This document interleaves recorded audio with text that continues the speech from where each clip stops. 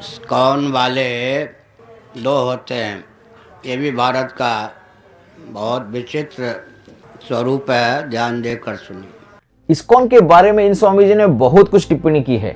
ISKCON की सच्चाई series में हम स्वामी जी का हर एक पॉइंट को क्लियर करेंगे। सबसे प्रथम महाराज श्री के चरणों में प्रणाम।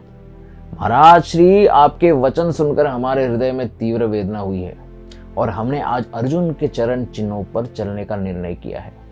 कुरुक्षेत्र के युद्ध के आरंभ में अर्जुन ने एक बाण आचार्य द्रोण के चरणों के समीप मारा और दूसरा उनके दाहिने कान से तेज गति से निकाल छोड़ा। पहला बाण यह सूचित करता है कि आप मेरे लिए पूजनीय है और दूसरे से यह घोषित किया कि आज विवश होकर आपसे युद्ध करना पड़ रहा है। तो आज इस वीडियो में हमारा दृष्टिकोण अर्जुन से कुछ मिलता जुलता है। जो प्रभुपाद थे, जिन्होंने इन अंग्रेजों को पाला, दीक्षा दी, और अंग्रेजों में किन पर उनकी दाल गली, जो वहाँ अवैध संतान थे अंग्रेज, समझ गए। अंग्रेजों के द्वारा तिरस्कृत अग्राह्य अवैध संतान को बनाया गया वैष्णव। अंतरंग रहस्य यही है।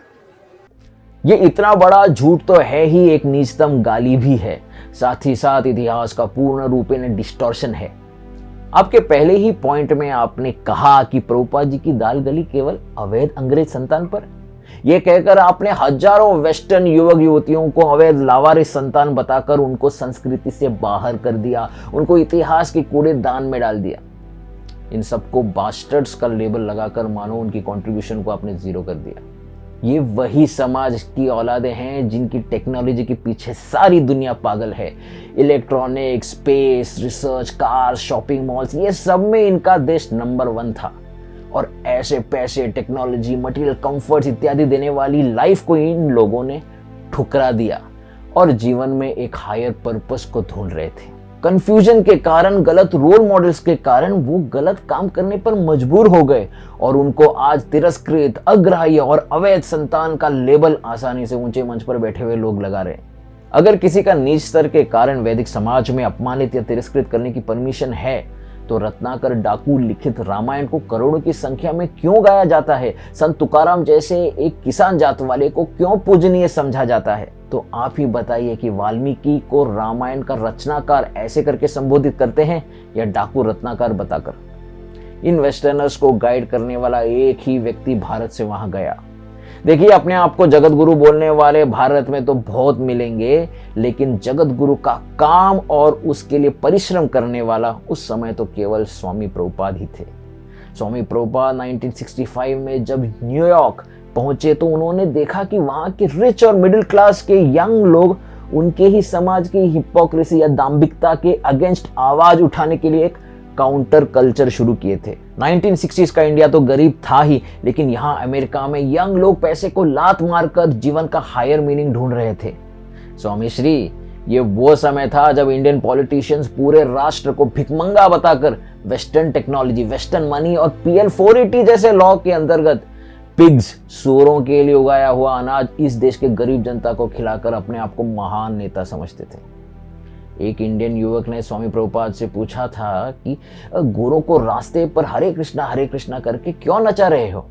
स्वामी प्रभुपाद ने उत्तर दिया, सबसे पहले ये बात जानो कि तुम यहाँ पर अपनी पोस्ट ग्रेजुएट की डिग्री का कागज दिखाकर हायर एजुकेशन का भीख मांगने आए हो, लेकिन मैं यहाँ पर कुछ मांगने नहीं बल्कि देने आया हूँ।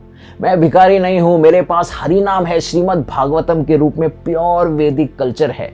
स्वामी श्री, आपकी एक बात तो हमें माननी ही पड़ेगी कि ये लोग गोमांस खाते थे, चरस, गांजा, अफीम, ड्रग्स लेते थे, खुले रूप से व्यभिचार करते थे। उनमें से कोई ही रेयर ऐसा होगा कि जिसने ये सब पाप न किए हो। लेकिन स्वामी प्रभुपाद के पास सबसे महान अस्त्र, सबसे महान एंटीडोट था हरे कृष्ण महामंत्र। हरे कृष्ण कृष्ण कृष्ण हरे हरे, हरे राम राम राम हरे हरे। स्वामी प्रभुपाद ने कई बार घोषित किया कि मैं न तो गोल्ड वॉच पैदा करने वाला बाबा हूँ, न तो वाक्पटुता, वर्ड जगलरी करने वाला 1008 महंत हूँ, न तो मेरे पास कोई भस्म विभूति राख है। मेरे पास तो केवल हरिनाम में अटूट विश्वास है। जो भी ये हरिनाम लेगा उसका कल्याण निश्चित है। तो दोस्तों, हमारे वैदिक इतिहास के पन्ने तो ऐसे अनेक उदाहरणों से भरे हैं जहां पर सबसे अधम से अधम पापियों में सबसे पापिष्ट सबसे ऊपर उठ गए। सबसे लो होना ही उनकी एकमात्र योग्यता या क्वालिफिकेशन थी। अगर ऐसा न होता तो रत्नाकर डाकू रचित रामायण झूठ साबित होती, व्यासकृत भगवद गीता झूठ साबित होती। तो जो बात आपको निंदास्पद लग रही है वो वास्तव में प्रभुपाद जी की ख्याति बढ़ाती है। ऐसे निचले समाज के लोगों को भक्ति के प्रगतिशील श्रेणी तक उभारने में गुरु का सामर्थ्य दिखता है। आपका दूसरा पॉइंट यह है कि इस्कॉन भारत देश का बौद्धिक और वैचारिक स्तर पर विभाजन कर रहा है। ISKCON is dividing Hindus. उसका एक्सप्लेनेशन देखिए हमारे अगले वीडियो में। वीडियो अच्छा लगा तो लाइक करिए, चैनल को सब्सक्राइब कीजिए। जुड़ते हैं अगले वीडियो में। हरे कृष्णा, जय श्रील प्रभुपाद।